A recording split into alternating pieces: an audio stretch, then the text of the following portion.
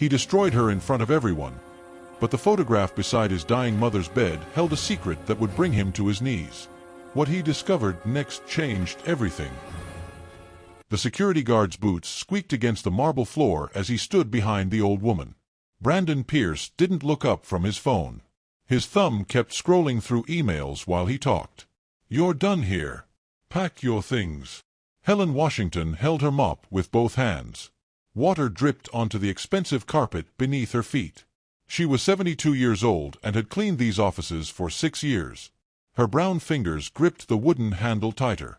"Mr. Pierce, I don't understand. Someone leaked confidential documents from this floor."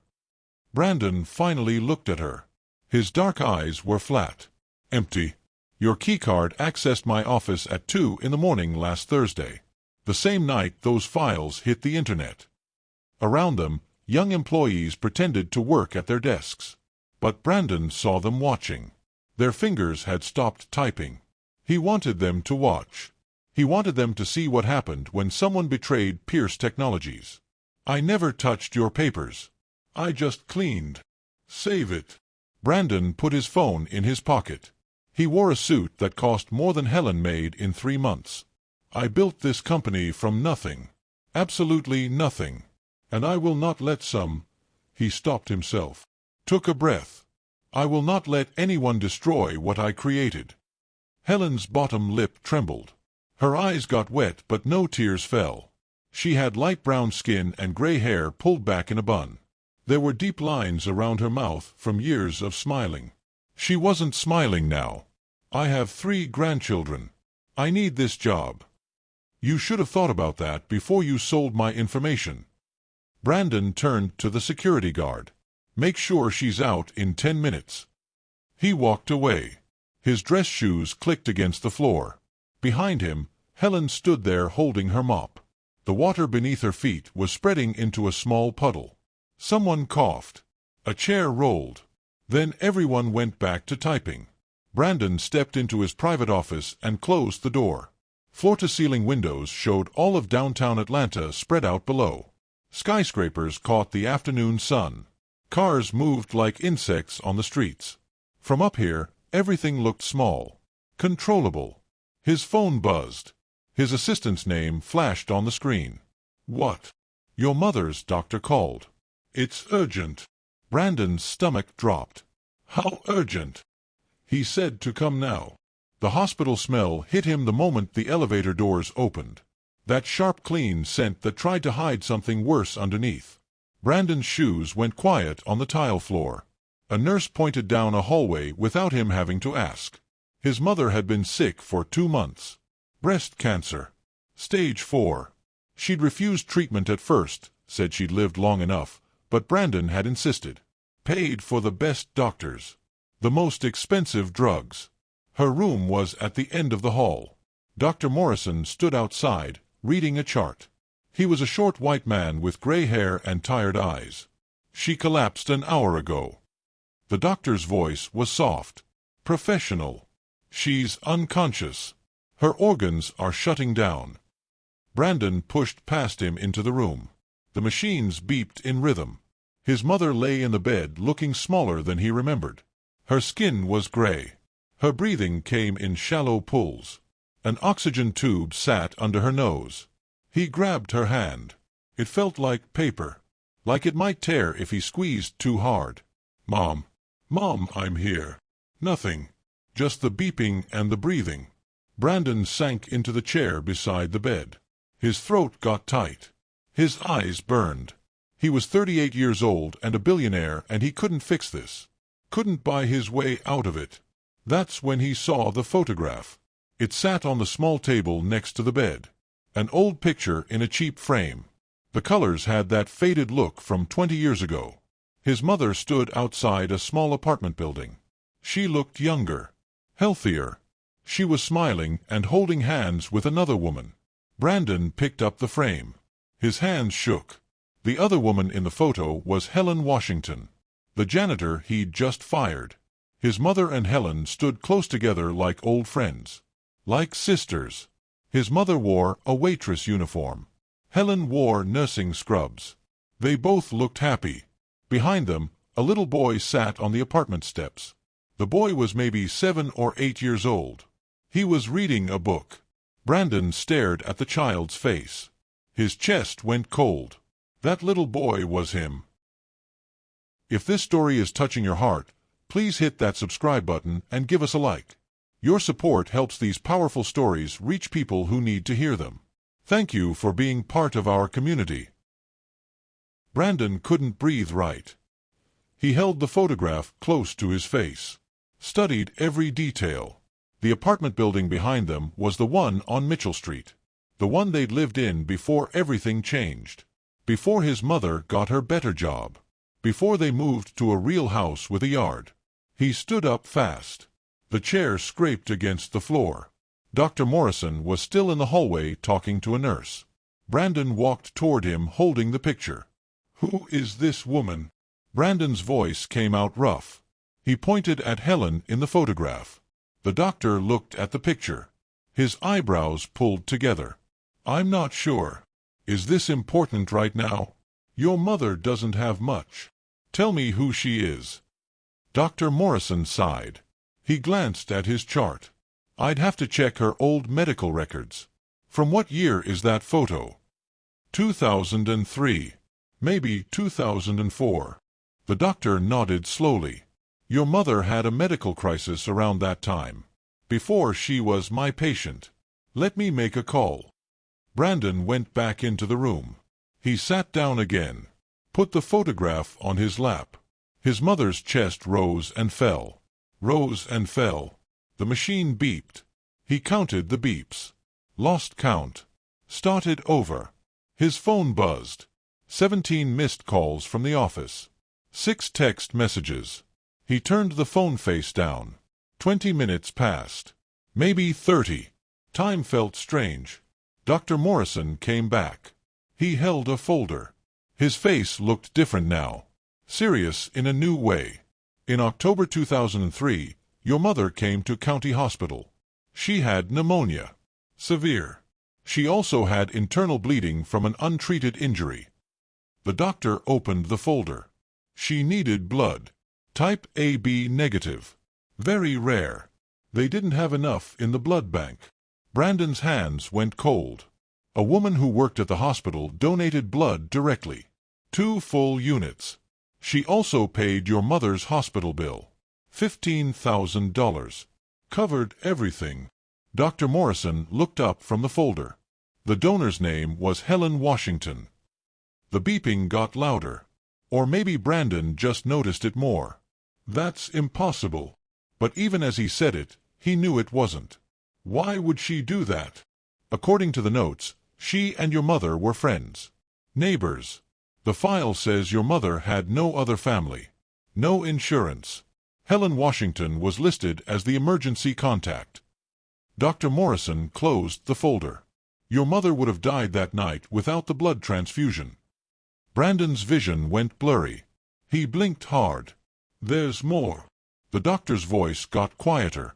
"After your mother was released, Helen Washington paid her rent for 6 months. Put money in an account for your school supplies. There are thank you cards in this file. Your mother wrote that Helen saved both of your lives." The room tilted. Brandon gripped the chair arms. Where did she get that kind of money? She took out a loan against her house. A second mortgage. It took her 9 years to pay it back. Brandon stood up, walked to the window. His reflection stared back at him. Behind him, his mother lay dying. The woman who raised him alone. Who worked 3 jobs so he could go to college. Who believed he'd be somebody important. He'd just destroyed the person who made all of that possible. His stomach turned. He thought he might throw up. "I need to find her." Brandon turned around. "Right now. Your mother. I need to find her first." Brandon ran down the hallway. Past nurses. Past patients in wheelchairs. He punched the elevator button 6 times. Took the stairs instead. His lungs burned. His expensive shoes weren't made for running, but he didn't care. In the parking garage, he called his assistant. "Find Helen Washington. The janitor from this morning. I need her address." No. Sir, she doesn't work here anymore. I know that. Find her anyway. His assistant put him on hold. Music played. Some soft jazz that made him want to scream. Brandon sat in his car. A Tesla that cost $200,000. He hit the steering wheel with his palm. Hit it again. Again. The assistant came back. She lives in East Point. I'm sending the address now. Brandon drove fast. Ran 2 red lights. Didn't care. The address led him to a small house with peeling paint. The yard was neat, though. Flowers grew in pots by the door. An old Corolla sat in the driveway. He knocked. Waited. Knocked harder. The door opened. Helen stood there in a bathrobe. Her eyes were red. Swollen. She'd been crying. What do you want? Her voice was flat. Dead. I know what you did. Brandon's words came out fast. Shaky. In 2003. The hospital. The blood. The money. Everything. Helen's face didn't change. My mother is dying right now. She's at Piedmont Hospital and she's dying, and I found the picture and... Brandon's voice cracked. He couldn't finish. I know she's dying. Helen said it so quiet he almost didn't hear. She called me yesterday. Said goodbye. Brandon's knees felt weak. Why didn't you tell me? When I fired you, why didn't you say anything? Would it have mattered? Helen looked at him with those tired eyes. You already decided who I was. What I deserved. I was wrong. I was so wrong. Please. Brandon's face got hot. Water ran down his cheeks. He didn't wipe it away. Please come to the hospital. Please. She needs to see you before. I can't afford a taxi. I'll drive you. Please. Helen stared at him for a long moment. Then she nodded. Let me get dressed. They didn't talk in the car. Brandon drove careful now. Stopped at every light. His hands shook on the wheel. At the hospital, they walked fast down the hallway. Dr. Morrison saw them coming. She's awake. Only for a little while. Helen went in first. Brandon watched through the door window. His mother's eyes opened when she saw Helen. Her dry lips moved. Helen took her hand. Bent down close. They talked, but Brandon couldn't hear the words. Then his mother looked toward the door. She lifted one finger. Called him in. Brandon entered. Stood on the other side of the bed. You found her. His mother's voice was barely there. A whisper. Good boy. Mom, I'm sorry. I didn't know. She never wanted you to know. His mother smiled a little. Looked at Helen. Stubborn woman. Helen smiled back. Tears ran down her face. Takes one to know one. Brandon. His mother squeezed his hand with surprising strength. The files that leaked. That wasn't her. What? It was Kevin.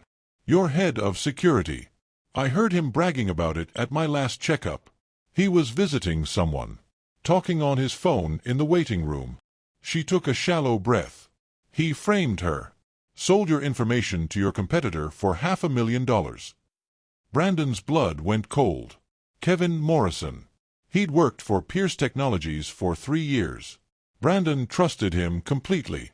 Why didn't you tell me? I tried calling. You never picked up. His mother's eyes closed. Always so busy. The machines started beeping different. Faster. Then slower. Dr. Morrison came in with 2 nurses. You need to step back. Brandon and Helen moved to the corner. They watched the doctors work. Watched the numbers on the screens drop. Brandon wanted to look away but couldn't. After 6 minutes, Dr. Morrison stopped. Turned off the machines. The room went quiet. I'm sorry. Brandon's legs stopped working. He slid down the wall. Sat on the floor. Helen sat beside him. She put her arm around his shoulders. He leaned against her and cried like that little boy in the photograph. The one who didn't know yet how hard the world could be. They sat there until the sun went down. Until the nurses came to take his mother away. Until Brandon could finally stand up again. In the parking garage, Brandon turned to Helen. I'm giving you my mother's house. It's paid off.